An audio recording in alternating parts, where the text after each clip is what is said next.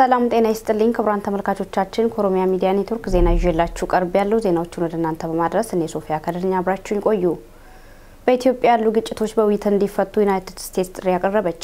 በኢትዮጵያ ዩናይትድ ስቴትስ አምባሳደር ሄርቪን ማሲንጋ የፖለቲካ ውይይት ለኢትዮጵያ ሰላም ብቸኛ መፍትሄ ነው ሲሉ ዳግም አሳስቧል። ተጨማሪ ዘገባ አለን።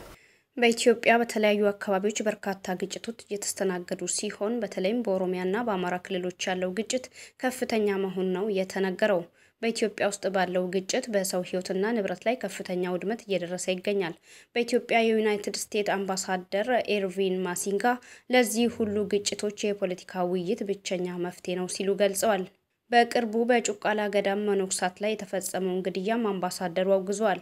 በኦሮሚያ ክልል ውስጥ ያለውን የሰላም እጦት ችግር ለመፍታት ተጀምሮ የነበረው የሰላም ድርድር እንዲቀጥል የዩናይትድ ስቴትስ ጥረት እያደረገች መሆኑን አምባሳደር ማሲንጋን አክለው ገልጿል።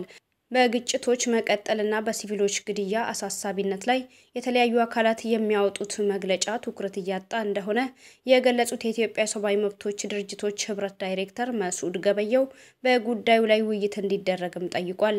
በሌላ በኩል በኢትዮጵያ ለማድረግ የታቀደው አህጉራዊ ምክክርም በማያባሩ ግጭቶች እየተፈተነ እንደሆነ የገለጹት የምክክር ኮሚሽን ቃል አቀባይ አቶ ጥበቡ ታደሰ በግጭት ውስጥ ያሉ አካላትን ለማነጋገር ጥረት እያደረገ እንደሆነም ገልጿል።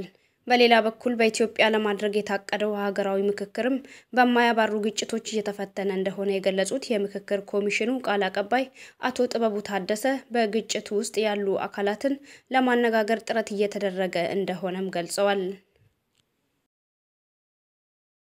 የአማራ ክልል ጽንፈኛ ታጣቂ ቡድን ፋኖ የረመዳን ወር መቃረቡን ተከትሎ በየዓመቱ የሚያደርገውን ጥቃት እየሰነዘረብን ይገኛል ሲሉ የወሎ ኦሮሞ ልዩ ዞን ነዋሪዎች ገለጹ። ባለፉት ቀናት በቡድኑ በተከፈተባቸው ጥቃት 8 ሰላማዊ ሰዎች መገደላቸውንና ከ15 በላይ ሰዎች መቁሰላቸውን የአካባቢው ነዋሪዎች ተናግረዋል።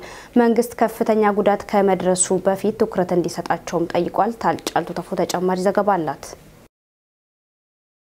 የወሎ ኦሮሞ ልዩ ዞን ላለፉት 5 ዓመታት ከፍተኛ ጥቃት ሲደረግባቸው ከነበሩት አካባቢዎች መካከል አንዱ ነው። የአማራ ክልል ጽንፈኛ ታጣቂ ቡድን ፋኖ በሰሜን ኢትዮጵያ ጦርነት ወቅት እጁ ያስገባውን ዘመናዊ የቡድን መሳሪያዎችን ጭምር በመጠቀም በተለይም የአካባቢውን ህዝብ ከቀዩ ለማፈናቀል ጥቃት ሲፈጽም መቆየቱን ነዋሪዎች ይናገራሉ።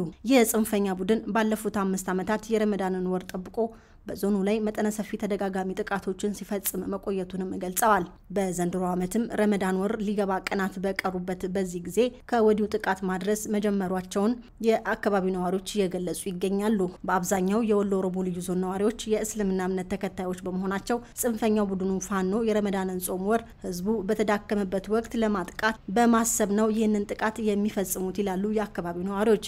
በዚህ መልኩ የዞኑ ነዋሪዎች ባለፉት ዓመታት በዚህ የተከበረ ወር ሁሌም በጥቃት በመፈናቀልና በችግር ውስጥ ሆነው አሳልፈዋል ብለዋል። ከሰሞኑም የጽንፈኛ ታጣቂ ቡድን የረመዳን ጾር ሊገባ ቀናት በቀሩበት በዚህ ጊዜ በከፈተው ጥቃት 8 ሰላማዊ ሰዎች መገደላቸውንና ከ15 በላይ ደግሞ መቁሰላቸውን የአካባቢው ነዋሪዎች ተናግረዋል። ጽንፈኛው ታጣቂ ቡድን ፋኖ ጥቃቱን ይበልጥ ለማጠናከር ዝግጅት እያደረገ መሆኑንም የአካባቢው ነዋሪዎች ያስረዳሉ።